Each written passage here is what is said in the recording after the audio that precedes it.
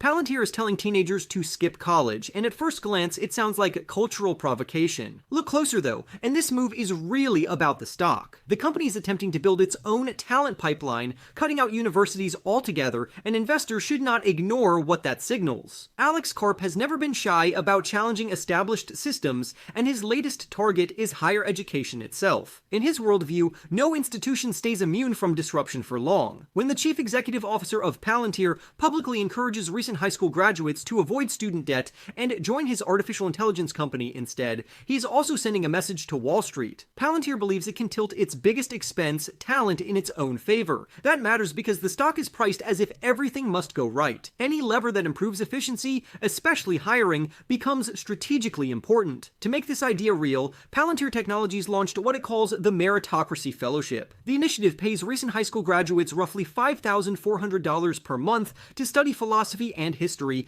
before moving directly into hands-on work tied to real-world deployments rather than classroom simulations. Those who perform well can earn full-time engineering roles without ever attending college. In other words, Palantir is experimenting with replacing degrees with internal training. This approach arrives at a moment when it resonates strongly with Generation Z. College costs are high, total student debt in the United States sits around $1.8 trillion, and job openings for new graduates are limited. For shareholders, however, the key issue is not cultural appeal. The real question is whether this experiment can actually move margins enough to justify Palantir's towering valuation. The stock's recent performance has been extraordinary. Shares climbed over 340% during 2024 and are up nearly 150% so far in 2025. That surge has pushed the company's market capitalization to roughly $450 billion. The financial performance underneath those gains has also been strong. Palantir generated about $1,181 million in revenue during quarter 3 of 2025, representing 63% growth year over year. Adjusted operating margins reached an all-time high near 51%. United States commercial revenue alone jumped 121% compared to the prior year. Management raised its full year 2025 revenue outlook to nearly $4,398 million,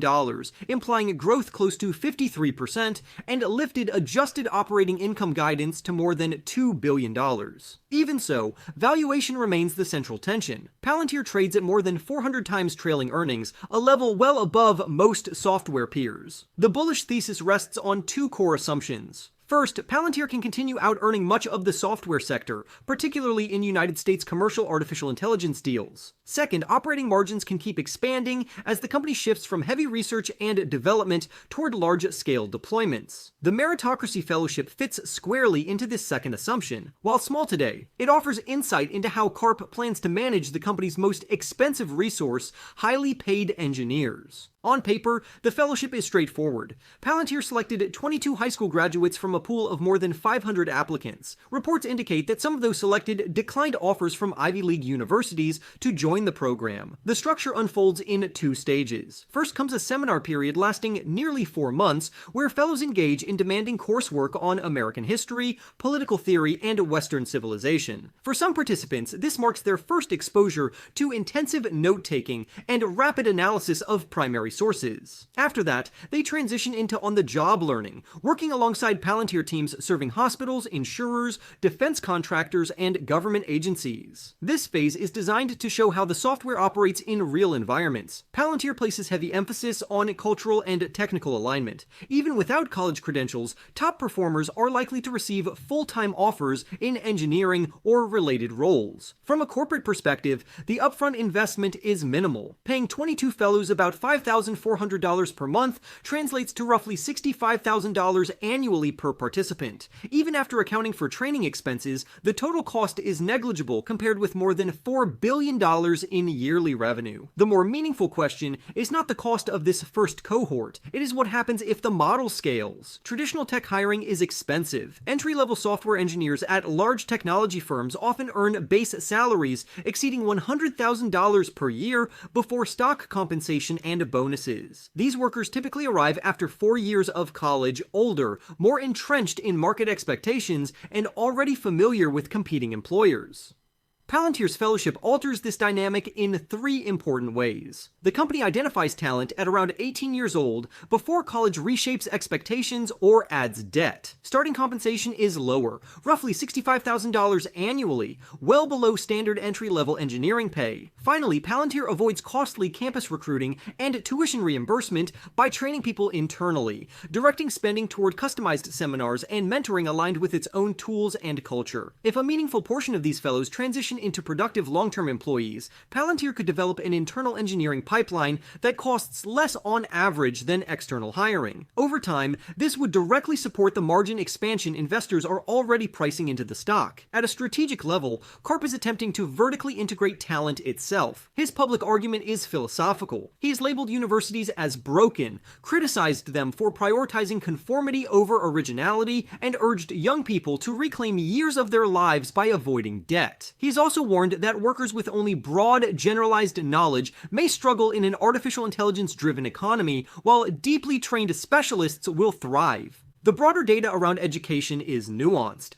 College is undeniably expensive. Average in-state tuition at public four-year schools runs near $12,000 annually, while private institutions average roughly $45,000 per year. Even with financial aid, many students must pay several $1,000s out of pocket. The typical student loan borrower owes about $39,000, and total student debt across the United States approaches $1.8 trillion. The labor market for new graduates has also weakened. In 2025, unemployment among recent college graduates is expected to range between 4.6% and 4.8%, higher than pre-pandemic levels and slightly above the national average. This is especially true in technology and white-collar roles affected by automation and cost-cutting. Over an entire career, however, college degrees still tend to pay off. The average worker with a bachelor's degree earns around $80,000 per year, compared with roughly $47,000 for someone with only a high school diploma.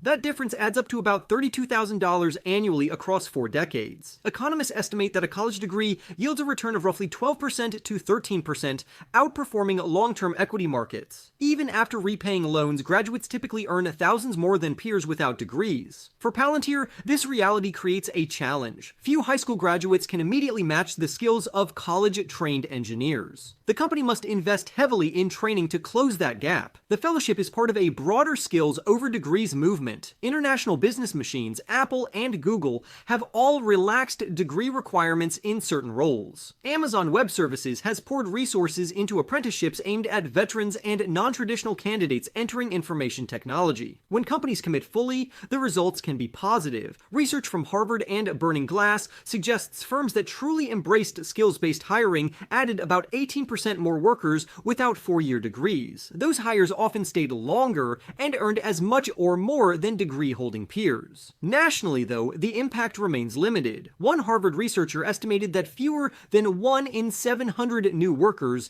benefit meaningfully from dropped degree requirements, since hiring practices and corporate culture often remain unchanged.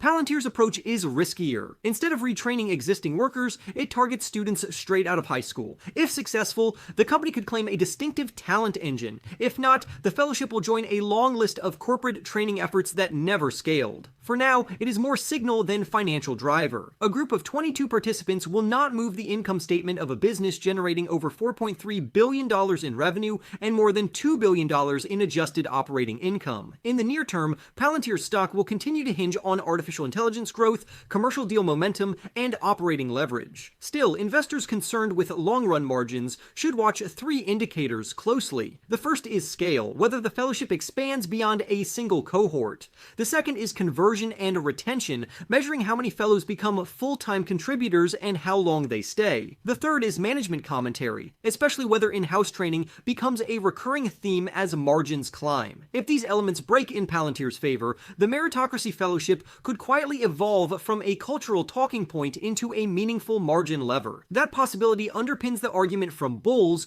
that the stock deserves its premium valuation. If not, the initiative will remain an inexpensive experiment with little financial consequence consequence. In a market valuing Palantir in the hundreds of billions, investors cannot ignore how the company plans to source, train, and compensate the people building its artificial intelligence platforms. Skip college is an attention-grabbing phrase, but for Palantir stock, the only thing that ultimately matters is whether that idea shows up in the margin line. For more stock news updates, remember to press the like button and subscribe. With that being said, I will see you in the next video.